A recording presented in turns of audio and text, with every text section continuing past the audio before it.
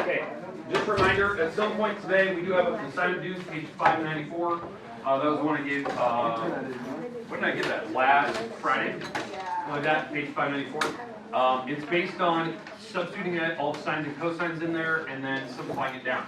Today, we're going to practice that second property that we got Monday. So if you're gone Monday, we introduced a new property, which is using Pythagorean identities. So does anyone in here not have that property sheet? Okay. You have it. We've had this last Thursday. We've been gone Friday, Monday.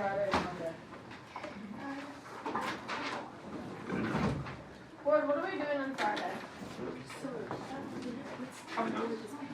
There'll be an All right. So the section we're in, 5-1. We're gonna. Today's kind of a weird day for this. What we're gonna do is we're gonna do a few notes. I'll give you time to work on the new assignment, which is 5 problems. Today we get a new assignment, 5 problems, and then we'll bring it back to the very end of class. Maybe the last thing in this class are about the new notes that we're going to tomorrow, which is the last property we have to talk about. Is it like one of those problems that has A, B, C, D, No. E? 5 problems. That's like this. 5 problems. Okay. All right. And again, this is called trig identities. Okay. Remember, the goal of our problems that we've been working on, right, is to simplify some type of rational expression down as far as you can. You know, something that has trig functions in it, can we simplify it? Okay, we had basic rules that we discussed. The rule that was in the homework that was due today, which I know some people have turned in the basket, the page 594, that was a very simple rule. Number 1, you replace all items with sine and cosine, and then you simplify it. All items with sine and cosine. So that's where you really have to trust your property sheet, where you know what items you can take out, what things you can plug in. You might be plugging in fractions, that's fine. And then you just do simple algebra to simplify things down. Maybe you have to do reciprocals, whatnot. But things cancel and you're left down to some simple type of answer. The new one that we had yesterday, this is Monday, I should say. We're using the Pythagorean identities. Pythagorean identities. There was 3 of them. The most difficult part of doing this new thing, this Pythagorean identities, is knowing basically how to use them. Not what they are, but how to use them efficiently. So the three actual trig identities are these. So sine squared plus cosine squared, we can replace that with the number 1. So if that's in the middle of your problem, you can use 1. The other one was 1 plus tangent squared. And 1 plus tangent squared is, I think that's secant squared, if I'm correct on your property sheet. Somebody double check me. I always have to look at this thing. Secant squared. And the last one, 1 plus cotangent squared is cosecant squared. Okay, so these are the 3. These are the 3. Now, what I warned on Monday. Chase Schilling, come to the office, please. Chase Schilling. What I warned on Monday was basically when you have these problems, you can have any manipulation of them. So I can rearrange this, the second equation where maybe I move the tangent to the other side and I subtract it, that type of thing, and that would equal 1. Or I could. Maybe I'm going to move this 1 across, so it's cosecant minus 1, and I can replace it with cotangent, something like that. Okay, the goal today is to learn how to use them correctly, what would happen. Okay, so that's what we're going to look at. Okay? All right, so let's try, maybe I'll just do one example here, and we'll see how it works. In fact, I'm just going to pull one directly out of the book. That way you get kind of a feel for how the book assignment's going to look. Okay, and this is going to be using this new property, which is called the Pythagorean identities. I think if you were gone Monday, I think we did like problems number 9, I think we did 15, or something like that. Let's see, I think we did 17 maybe as well. Let me see, what was the assignment? Because we picked 3 of them. Let's see. 19, and then we did, I think, 9 and 17. All right. Let's do one here. So, okay, secant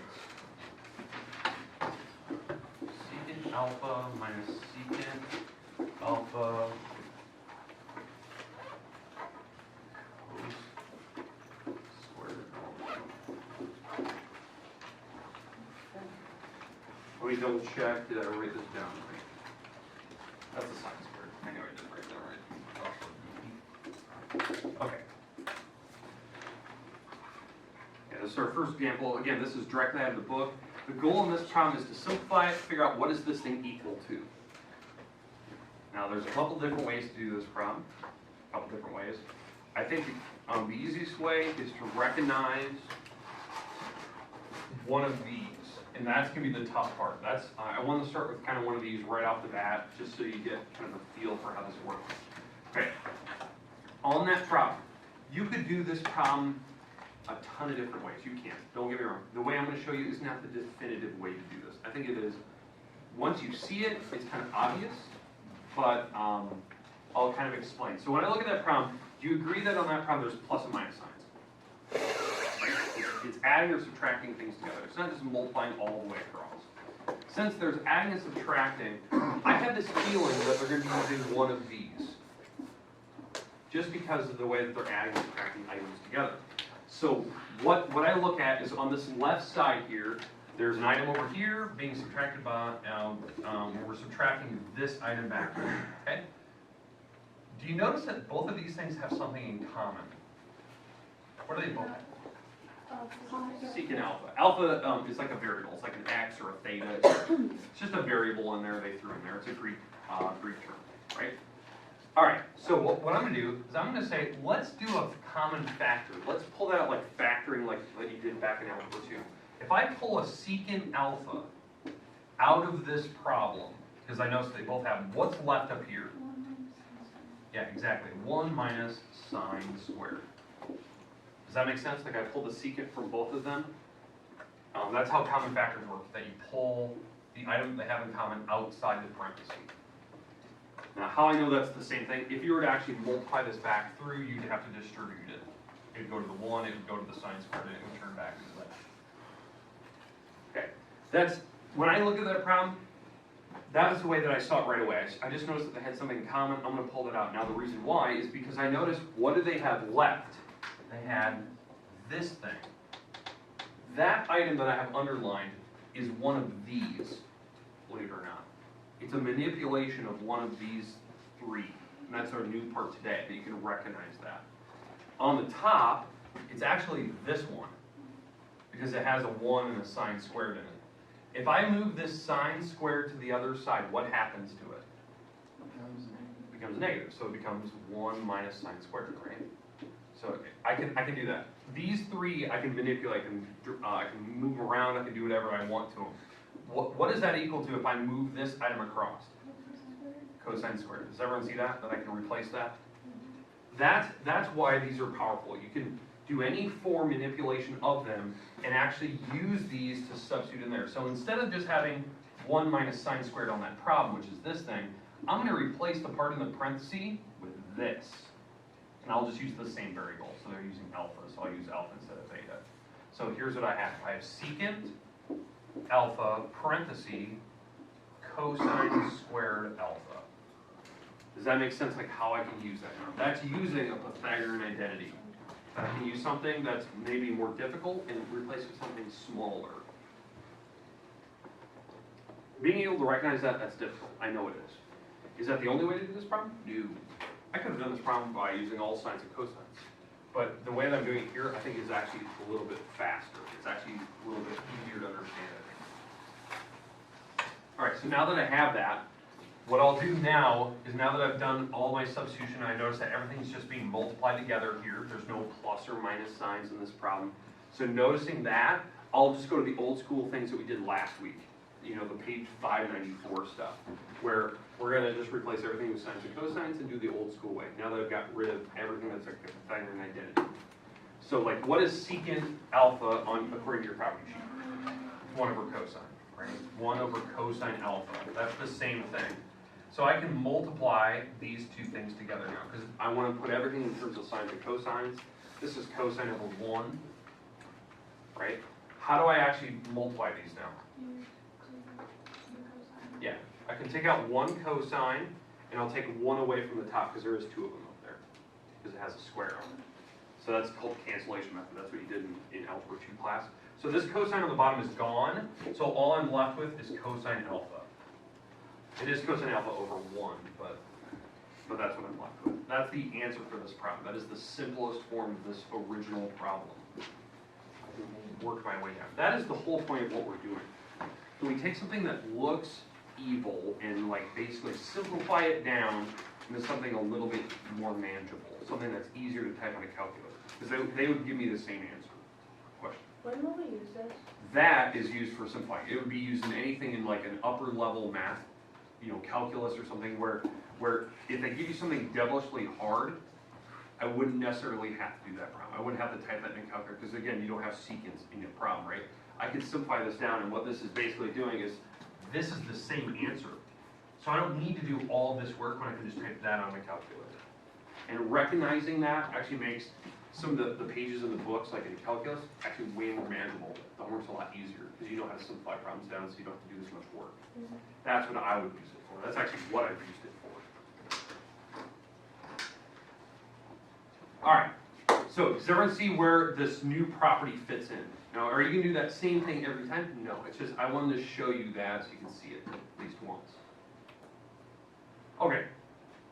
Let's try another one. Let's try one where we can see what we're going to get here. Okay. All right. So we'll get rid of all this.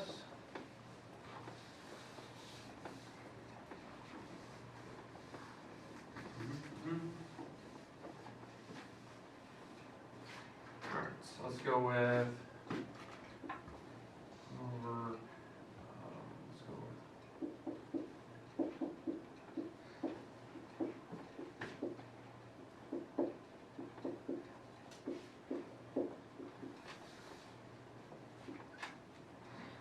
So this is going to be one of those where we have to simplify this thing down.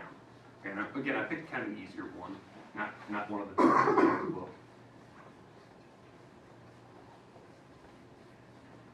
All right, so the goal is to simplify this problem down. Obviously, it's difficult looking. We have fractions, and they're not even the same denominator.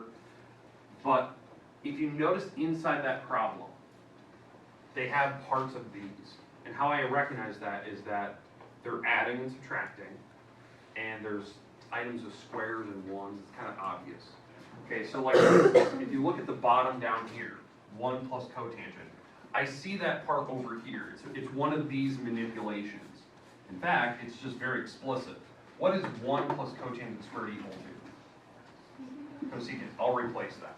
So that's using a Pythagorean identity. I can replace this with cosecant squared. Okay, so that's easy. I can replace that by using a Pythagorean identity.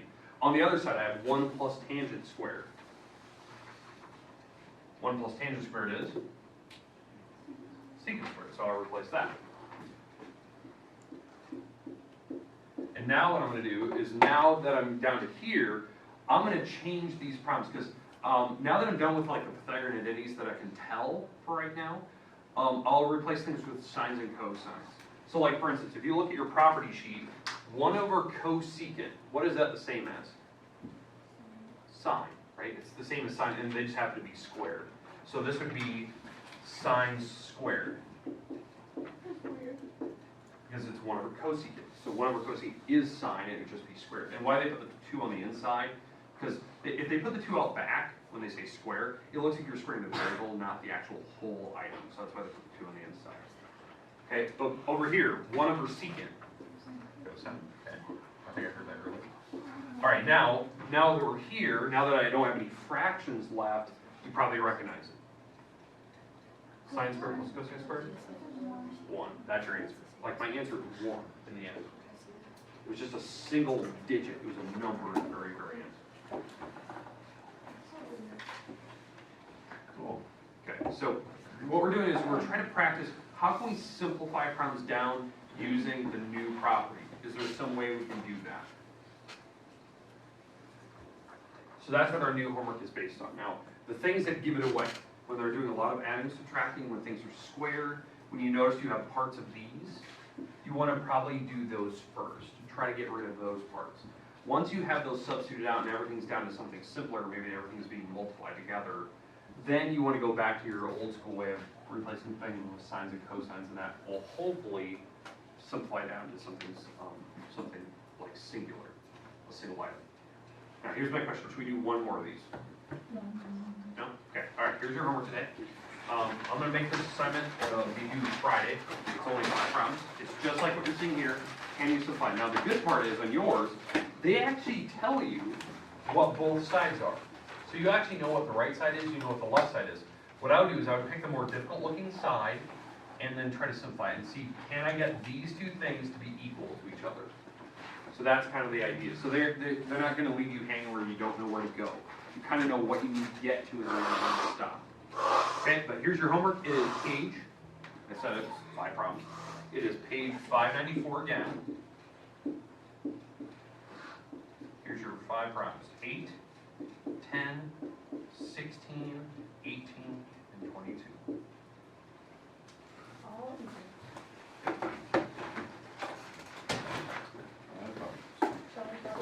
Five problems.